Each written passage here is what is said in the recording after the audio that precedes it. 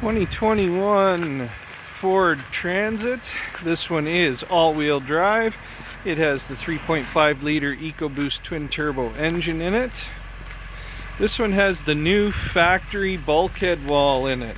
So that bulkhead's right out of the factory. It has a sliding lockable door. We opted for the 253-degree opening doors, so the doors do open all the way around. This is a mid-height, 148-inch wheelbase van with the interior up package, so the vinyl flooring, the wall coverings, and the footwell covers.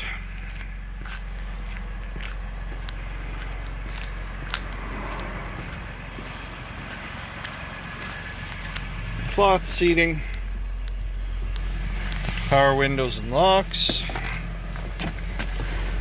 automatic headlights, power mirrors, voice commands, steering wheel controls, analog gauges.